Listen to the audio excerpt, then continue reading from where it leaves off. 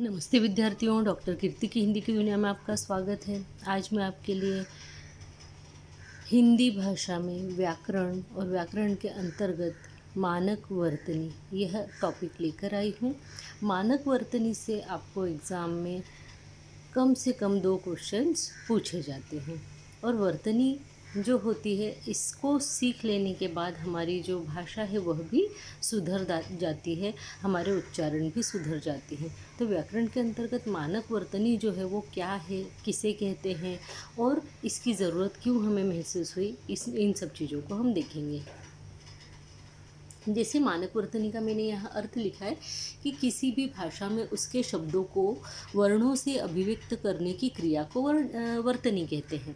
यानी हमारी जो हिंदी भाषा है उसके वर्ण कौन से हैं, अ से लेके ज्ञ तक जो है वो सब वर्णों की गिनती में आते हैं। उन्हीं को हम आपस में जोड़कर जो है शब्दों का निर्माण करते हैं और वो शब्द जो होते हैं वो अर्थ लिए हुए होते हैं, अर्थ प्रधान शब्द होते हैं। उन शब्दों को जोड़कर जब हम किसी से कोई बात करते हैं या कोई चीज़ लिखते हैं तो उसके अर्थ हमें समझ में आते हैं।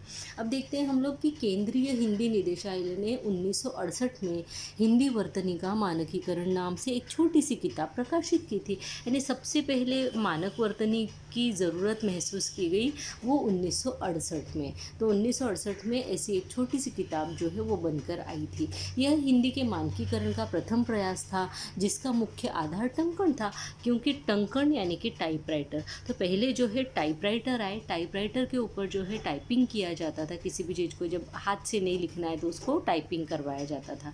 तो टाइपराइटर के जो बटन थे या उनके ऊपर जो भी संकेत चिन्ह थे, उन संकेत चिन्हों के हिसाब से हमको हमारी हिंदी में मानकीकरण करना पड़ा, उसकी वर्तनी में सुधार लाना पड़े। लेकिन अब आज के युग में तो कंप्यूटर आ गया है, तो इसीलिए हम आगे ये लिखते हैं कि परंतु आज के सूचना युग में फिर से मानकीकरण करने की आवश्यकता महसूस की गई, क्योंकि देवनागरी लिपि के लिए कंप्यूटरीकृत यूनिकोड के निर्माण की आवश्यकता अनुभव की गई। क्योंकि अब कंप्यूटर आ गए तो कंप्यूटर की जो सूचना जो लैंग्वेज है वो कुछ अलग थी, उसके संकेत कुछ अलग थे। तो उनके संकेत सूत्रों को समझने के लिए और उसके लिए हमारे कंप्यूटरीकृत यूनिकोड को बनाने की एक आवश्यकता हमें महसूस हुई। इस प्रकार एक बार फिर से 2012 में नई देवनागरी लिपि और हिंदी वर्तनी का मानकीकरण नाम से संबंधित पुस्तक को प्रकाशित किया गया। यानी जैसे 1968 में जब टाइपराइटर आया तब एक बार हमारी हिंदी को सुधारा गया। दूसरी बार जब हमारे 2012 में जब कंप्यूटर में हिंदी की भी शुरुआत हो गई, उस समय फिर जो है फिर से हमारी देवनागरी लिपि में सुधार की आवश्यकता हमें महसूस हुई। तो हमने उस समय फिर से मानकीकरण किए उसके हिंदी वर्तनी के, है ना। अब हम देखते हैं कि हिंदी भाषा में वर्तनी के एक से ज़्यादा रूप प्रचलित है ना। हिंदी भाषा में कई रूप है। जैसे हम अलग अलग क्षेत्रों में देखते हैं अलग अलग भाषाएं बोली जाती है, परंतु हिंदी की अलग भाषाएं जिनको उपबोलियां बोला जाता है। जैसे यूपी की हिंदी हम देखेंगे तो कुछ अलग तरीके से बोली जाती है, वहीं बिहार की हिंदी देखेंगे तो कुछ अलग ही तरीके से बोली जाती है। फिर हम और कहीं की यानी अलग अलग क्षेत्रों की हिंदियों को देखते हैं तो वो हिंदी सब दूर अलग अलग बोली जाती है। तो जिससे सामान्य व्यवहार में कठिनाई होती है ना। एक व्यक्ति उसी चीज़ को कुछ और बोलता है, दूसरा व्यक्ति उसी चीज़ को कुछ और बोलता है। एक बोलता है कि मैंने भोजन कर लिया, दूसरा बोलता है कि हम खाना खा लिए हैं, है ना। तो ये दोनों चीज़ों में बोलने का अंतर है, क्योंकि क्षेत्र के हिसाब से वो भाषा को बोला जा रहा है। तो जिससे सामान्य व्यवहार में कठिनाई होती है, जिसके लिए भारत सरकार के शिक्षा विभाग द्वारा यानी हमारे यहाँ का जो शिक्षा विभाग है उसने वर्तनी के कुछ रूप मान्य किए कि भाई इस चीज़ को ऐसे ही बोला जाएगा, इसलिए इसे मानक वर्तनी कहा जाता है। इसलिए क्यों बोलते हैं, क्योंकि इसको ऐसा ही मानेंगे, इसको ऐसा ही माना जाएगा, इसलिए इसका नाम पड़ गया मानक वर्तनी। ठीक है। अब जो हमें कहाँ कहाँ पर ऐसा लगा कि हमारी जो हिंदी भाषा है उसमें सुधार होने की आवश्यकता है, तो सबसे पहले तो हमारे जो वर्ण थे, वर्ण की जो लिखावट है उसके अंदर सुधार होने की आवश्यकता हमको महसूस हुई। जैसे कि ख को पहले इस तरीके से, अगर ये ख यहाँ इस लाइन को यहाँ तक न जोड़ा जाए तो ये ख फिर अमान्य हो जाएगा। पहले इस तरीके से भी ख लिख दिया जाता था, पर ये ख र और व के समान दिखाई देता है, इसलिए फिर ख इस तरीके से लिखा जाएगा। ऐसी मानक वर्तनी के अनुसार ये कहा गया कि ख को इसी तरीके से लिखा जाएगा। फिर ल, पहले सब लोग इस तरीके से ल लिखते थे, मेरी भी आदत थी इसी तरीके से ल लिखने की, लेकिन अब मानक वर्तनी के अनुसार ल इस तरीके से लिखा जाता है, ठीक है। फिर ध, बहुत से लोग ध में क्या करते थे, सिर्फ यहाँ पर ये एक लाइन लगाकर इसको ध का रूप दे देते थे, लेकिन अभी कहा गया है कि ऊपर आपको ऐसा गोलाकार आकार बनाना होगा, तभी वह ध के अंदर मान्य होगा। फिर हम नेक्स्ट देखते हैं कि भ, भ जो वर्ण है, इस वर्ण को यहाँ पे बहुत से लोग ऐसे और ऐसे करके और इसको भ बना देते थे, लेकिन कई बार ऐसा लगता था कि ऊपर से सिर बंधे हुए और ये म अक्षर है, इसलिए भ जो है यहाँ पे गोल आकार बना के ही आपको लिखना है, इस तरीके से लिखा जाएगा। और क्ष, जैसे कि कक्षा लिखते हैं तो इस तरीके के श का उपयोग हम बाद में करते हैं, तो पहले कई लोग इस तरीके से भी कर देते थे, तो ये अमान्य है, ऐसा नहीं माना जाएगा और ऐसा ही श लिखना पड़ेगा, ये यहाँ पर हमसे कहा गया। फिर क, कई लोग क को ऊपर से खोल देते हैं या नीचे क खुला हुआ नीचे से भी बंद कर देते हैं इस तरीके से, और कई लोग इस तरीके से क को लिख देते हैं, जबकि फ कैसा होता है, फ ऊपर से भी खुला होता है और नीचे से भी खुला होता है, इस तरीके से फ बनाया जाता है ना। तो कई लोग इसी तरीके से क भी बना देते थे, ऊपर से खुला लेकिन नीचे से बंद, ये जैसे यहाँ दिख रहा है। तो बताया गया कि क इस तरीके से बनेगा, जो लेफ्ट साइड है वहाँ से बंद रहेगा, राइट साइड से जो है खुला रहेगा, इस तरीके से हमको ये मान्यता मतलब सरकार द्वारा इन अक्षरों को मान्य किया गया। उसके बाद में हम देखते हैं कि कैसे गलत हो सकता है, तो यहाँ लिखा है देख, लेकिन ये हम पढ़ेंगे तो लग रहा है दे र व, जबकि ये ख लिखा हुआ है ना, तो ऐसी गलतियाँ हो जाती है। बेल, ये ल जो है मराठी के र अक्षर के समान दिखाई देता है, इसलिए इसको हिंदी में इस तरीके का ल बनाया गया। फिर घड़ी, घड़ी बनाते समय देखिए यहाँ पर पेन का अगर ज़रा डॉट भी लग जाता है तो धड़ी जैसा दिखाई देता है, इसलिए इसमें भी कोई गलती कभी किसी की न हो पढ़ने में, इसलिए ध को बताया गया कि ऊपर से सर्कल ही बनाना है। फिर भक्त, यहाँ पे भक्त लिखा है, हमें लग रहा है जैसे मक्त लिखा है, तो ये यहाँ पर इस तरीके की गलती है। फिर कक्षा, ये कक्षा ऐसा न हो कि कक्षा कैसा रहेगा, ये इस तरीके से कक्षा लिखा जाएगा। तो ये यहाँ पर जो भी हमको वर्तन यानी वर्ण में जो सुधार लाना चाहिए, ये इतने ही वर्ण हमारे 12 खड़ी में, आप कोई भी किताब लेकर देख लेंगे, कहीं पे भी देख लेंगे, आपको सिर्फ इतने ही वर्ण दिखाए जाएंगे। कोई भी आपको पढ़ाएगा वो इतने ही वर्ण आपको दिखाएगा, इतने ही वर्ण आपको पढ़ाएगा, जिनमें वर्तनी के अनुसार या वर्ण के अनुसार जो है गलतियाँ हो सकती है, उसमें सिर्फ ये इतने लेकर आते हैं। उसके बाद हम देखते हैं संयुक्त अक्षर, यानी जब एक दूसरे को जोड़कर अक्षर लिखे जाते हैं तो फिर उनमें किस तरीके की पहले रूप लिखे जाते थे और अब जो है हम उनको किस तरीके से लिखते थे। तो पहले डबल ट लिखना हो, जैसे हमको लिखना है इकट्ठा, है ना, इकट्ठा, तो देखिए इकट्ठा में ट और ठ इस तरीके से लिखा जाता था पहले, ये इकट्ठा, पर ये इकट्ठा जो है ये यहाँ पर क्या है, गलत है। अब हमें इकट्ठा लिखना हो तो कैसा लिखना पड़ेगा, इकट्ठ और ठा, यानी ट के नीचे हमको हलंत लगाना पड़ेगा, ठीक है। पहले जो है गुड्डा इस तरीके से लिखा जाता था, अब जो है हमें गुड्डा लिखना हो तो हमें इस तरीके से लिखना होगा, ये होगा गुड्डा। अब पहले जो है यहाँ पर बुद्ध, बुद्ध जो है इस तरीके से लिखा जाता था, लेकिन अब जो है हम अगर बुद्ध लिखना चाहेंगे तो सही रूप बुद्ध का ये हो जाता है। आपको ये ऊपर तो बनाना ही है और द में हलंत लगाना है, द में यहाँ पे आधे में ध नहीं लगाना है। हालांकि अभी भी बहुत से लोग वैसा लिखते हैं, हम लोग भी अभी भी लिखते हैं, पढ़ने में जब जिसको सही पता है वो पढ़ लेता है, लेकिन इसके जो सही रूप है अब इस तरीके से है। जैसे चिन्ह, चिन्ह बोलते हैं तो न पहले आता है, लेकिन आज अभी चिन्ह का जो मान्य रूप है वो ये है, ह के नीचे हलंत और न, है ना, तो चिन्ह, ये चिन्ह ऐसा है वो, लेकिन हम जल्दबाजी में बोलते समय बोल देते हैं चिन्ह, ठीक है। फिर ये तो वृत्त, वृत्त इस तरीके से लिखा, तो वृत्त को ये आधा त फिर ये पूरा त इस तरीके से लिखा जाए, ऐसा।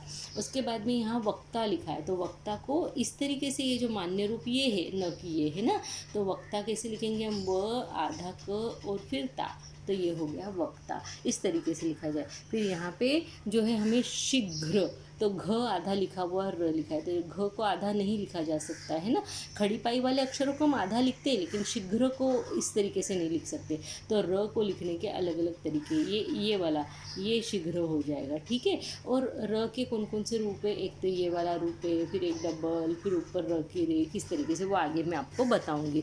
उसके बाद में ल जो है, ल को डबल ल अगर लिखना हो, जैसे गुल्लक यहाँ पे लिखा हुआ है, तो गुल्लक हम इस तरीके से नहीं लिख सकते, हमको गुल्लक लिखना हो तो हम क्या करेंगे, आधा ल अगर ऐसा लगाना है, पूरा ल लगाना है और फिर उसके बाद में इस तरीके से लिखना है। तो ये हो जाएगा गुल्लक। या तो एक ये तरीका है, या फिर आप सीधे सीधे ये गुल्लक इस तरीके से लिखकर ये ल के नीचे हलंत भी लगा सकते, तो ये भी हो जाएगा आधा ल यानी गुल्लक। ठीक है। फिर यहाँ पे देखिए ये भी मान्य रूप है और एक ये भी हम इसको मान्य कर सकते हैं। ठीक है। फिर यहाँ पे लिखा है बुद्धि, तो बुद्धि का ये रूप गलत है। द और ध यहाँ पे इस तरीके से लिखा जाएगा, जैसे हम इसको यूँ कहें कि बुद्धि, है ना, ये गलत है, ये भी गलत है, क्योंकि द में आपको मात्रा नहीं लगाना है। आपको क्या करना है, बुद्धि। ठीक है, बुद्धि। द के नीचे क्या लगाना है, आपको हलंत लगाना है इस तरीके से। ठीक है। अब हम देखते हैं कि स्वरों के अंतर्गत क्या मान्य रूप है और क्या अमान्य रूप है। तो हमारे स्वर जो होते हैं, अ से लेके अह तक जो स्वर है उसमें ई ऊ ए ऐ ये मात्राएं होती है। आ की मात्रा होती है, तो आ की तो खड़ी पाई होती है, जैसे आ है तो ये जो खड़ी पाई है ये उसकी मात्रा है, तो इसकी तो कोई गलती नहीं होती। लेकिन ये इन रूपों में बहुत गलतियाँ हो जाती है। जैसे ई की मात्रा, अ में हम ई की मात्रा नहीं लगा सकते, अ में हम बड़ी ई की मात्रा नहीं लगा सकते, अ में हम ऊ की मात्रा नहीं लगा सकते, अ में हम ए की मात्रा नहीं लगा सकते, क्योंकि ए का ये रूप है, ऊ के लिए ये वर्ण है, इस छोटे ऊ के लिए ये छोटा ऊ है, तो फिर आप अ के अंदर छोटा ऊ लगा के इसको नहीं बना सकते, है ना। ऐसे ही एक ऐ के लिए ये वाला वर्ण है, इसलिए हम ऐ ऐसा नहीं बना सकते, जबकि ओ औ होता है, ओ और औ इस तरीके से होता है। लेकिन अगर आपको ए ऐ लिखना है तो आप इस तरीके से नहीं लिख सकते, ये गलत है। जबकि ये वाला जो मान्य है ये सही है और ये हमेशा के लिए वैसा ही है ना, ये ऐसे ही रहेगा। तो इस तरीके से हम जिनके लिए अलग से वर्ण हमारी वर्णमाला में दिए हुए हैं उनके लिए हम इस तरीके से नहीं लिख सकते। उसके बाद हम देखते हैं कि विभक्ति के प्रयोग, यानी विभक्ति यानी क्या, कर्ता ने कर्म को करण से, ये वाले जो होते हैं इनको विभक्तियाँ बोला जाता है। तो विभक्ति जो होते हैं कारक वर्ड्स होते हैं ना, कारक विभक्ति उसको बोला जाता है। अब यहाँ पे देखते हैं विभक्ति के प्रयोग क्या है। सर्वनाम के साथ जुड़कर, अगर सर्वनाम जैसे मैं, हम, तुम, उस, किस, मुझ में, तो इनमें जो है अगर यहाँ पे जुड़ के आ रहे हैं, क्या करेंगे यहाँ पर विभक्ति के प्रयोग में, सर्वनाम के साथ में अगर विभक्तियाँ जुड़ के आ रही, ने विभक्ति है यहाँ पे, ये सारे जितने ने दिख रहे हैं आपको, में, से, पर, में से, ये सब है आपकी विभक्तियाँ। लेकिन अगर ये सर्वनाम के साथ आती हैं तो इनको जोड़ के लिखा जाता है। मैं अलग और ने अलग ऐसा नहीं लिखा जाएगा, मैंने साथ में लिखा जाएगा, हम के साथ में ने साथ में लिखा जाएगा, क्योंकि हम सर्वनाम है इसलिए, तुम सर्वनाम है इसलिए ने की मात्रा इस न जो है, ने जो है इसमें जुड़ के आएगा। उस क्या है, सर्वनाम है, ने उसमें जुड़ के आएगा। किस क्या है, सर्वनाम है, उसमें जुड़ के आएगा। लेकिन किसी सर्वनाम के साथ में अगर दो विभक्तियाँ आ रही हो, दो विभक्ति आ रही हो, जैसे यहाँ पे में भी आया और इससे भी आया है ना, तो उनमें पहली विभक्ति तो हमने साथ में लगा दी और दूसरी विभक्ति जो है हमने से जो है वो अलग से लिखा। अगर दो विभक्तियाँ आ रही है तो आपको उसको अलग ही लिखना पड़ेगा। यहाँ मुझ पर, तो मुझ यानी क्या, में से बना हुआ है, तो मैं पर नहीं लिख सकते, इसलिए यहाँ पर मुझ पर, तो फिर झ अलग हो जाएगा, पर अलग हो जाएगा, क्योंकि यहाँ पे सर्वनाम है और सर्वनाम के साथ में मुझे, है ना, मैंने, ऐसा, तो ने यहाँ पे आ जाता है ना, तो ये झ को हम न मानेंगे और यहाँ पे इसको एक मानेंगे और ये फिर दूसरा जो विभक्ति बचता है वो यहाँ पर लिखेंगे। संज्ञा के साथ अगर आ जाए विभक्तियाँ तो क्या करेंगे, तो संज्ञा के जैसे श्याम संज्ञा है, राधा संज्ञा है, नदी संज्ञा है, रास्ते संज्ञा। आपको पता है कि किसी भी स्थान, व्यक्ति, वस्तु या किसी भी चीज़ के नाम को जो है संज्ञा कहा जाता है। तो यहाँ पे श्याम जो है संज्ञा, इसलिए ने जो है अलग लगाया हमने, जहाँ यहाँ सर्वनाम के साथ मिला के लगाया है ना। सर्वनाम के साथ अलग तभी हुआ है जब दो विभक्तियाँ साथ में आई, लेकिन संज्ञा के साथ में जब भी विभक्ति आती है तो अलग से लिखा जाता है। राम ने, श्याम ने, राधा को, नदी में, रास्ते पर, है ना, इस तरीके से। आगे हम देखते हैं कि संयुक्त र। अब र के कई प्रकार है, तो र के प्रचलित तीनों रूप यथावत है, यानी जैसा पहले था र का रूप वैसे ही रहेगा। जैसे एक र तो इस तरीके से प्रकार में ये वाला र एक आता है, एक ये वाला र आता है और एक ये वाला र आता है ना।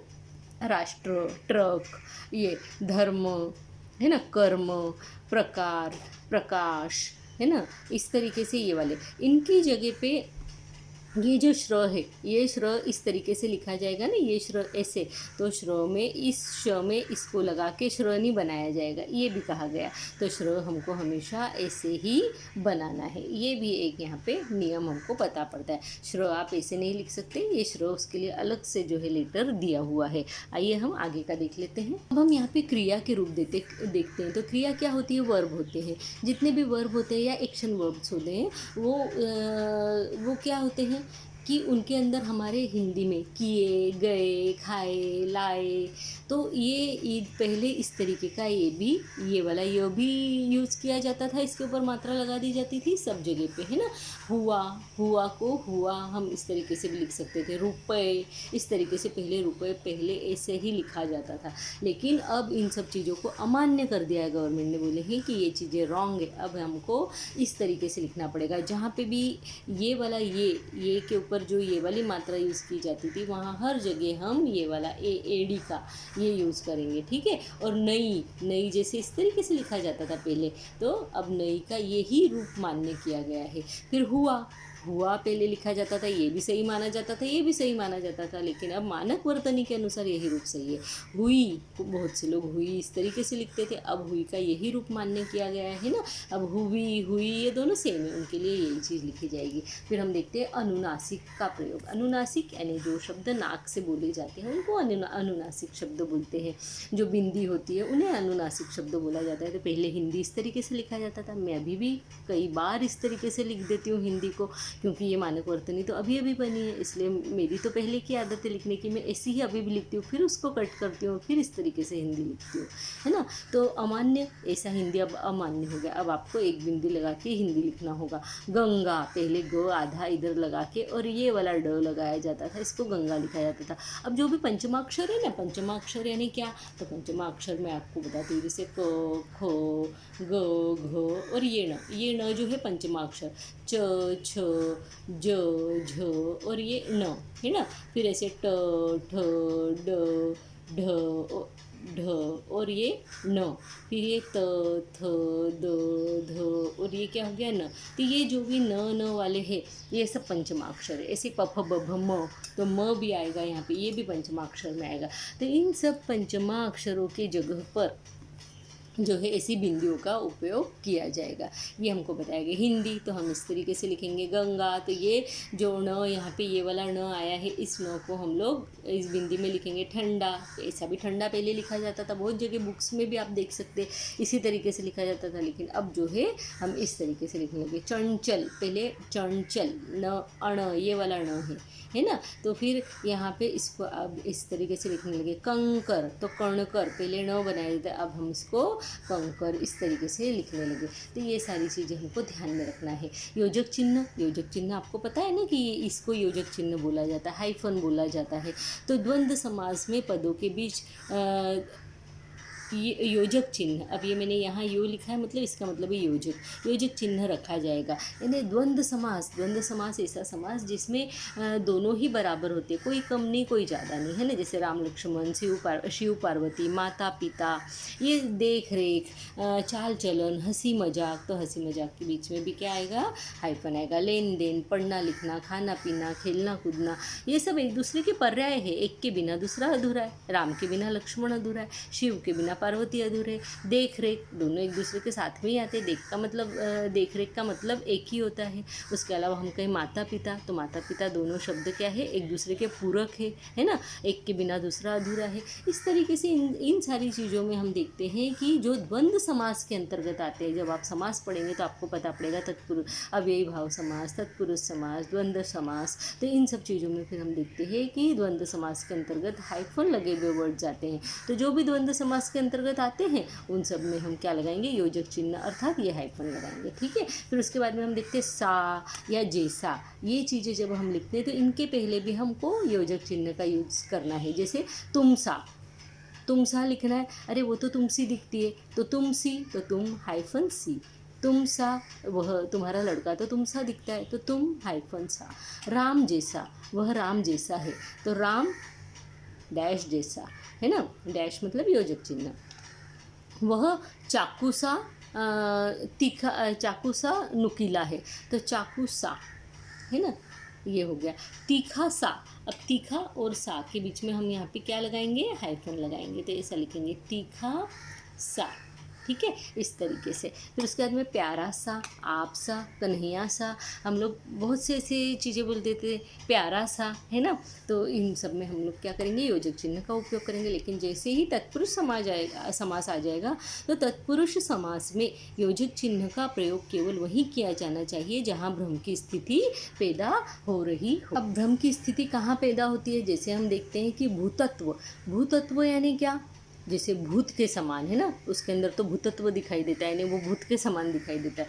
लेकिन अगर हमको भूतत्व यानी ज़मीन के अंदर के तत्व ऐसे लिखना है तो हमें उसके लिए बीच में योजक चिन्ह लगाना है, क्योंकि इस तरीके से जो है भ्रम पैदा हो जाता है ना, कि अगर इस तरीके से लिख दे तो इसका अर्थ ज़मीन में मिलने वाले तत्व, ज़मीन के अंदर के तत्व बोलना चाहते हैं या भूत के समान ये बोलना चाहते हैं। तो इनके अंतर को हमको दिखाने के लिए कि हम क्या बोलना चाहते हैं, भूतत्व यानी ज़मीन के अंदर के तत्व, और इस भूतत्व का अर्थ है भूत के समान, ठीक है, इस तरीके से। अब यहाँ पे हम बोल रहे हैं कि कहाँ पर हमें योजक चिन्ह नहीं लगाना है। तो जैसे हम लिखते हैं राजकुमार, राम राज्य, गंगा जल, ग्रामवासी, आत्महत्या, इन सारी चीज़ों में राजकुमार राजा का कुमार, इसमें जहाँ पे भी हमको जो है विभक्तियाँ दिखाई देती है, कारक चिन्ह दिखाई देते हैं, का से ऐसे, तो राम का राज्य है ना, राम राज्य ने क्या, राम का राज्य, गंगा जल, गंगा का जल, ग्रामवासी, ग्राम के वासी, आत्महत्या, आत्मा की हत्या, तो ऐसे जगह पे हम हाइफन यानी कि योजक चिन्ह का प्रयोग नहीं करेंगे। आइए आगे देखते हैं।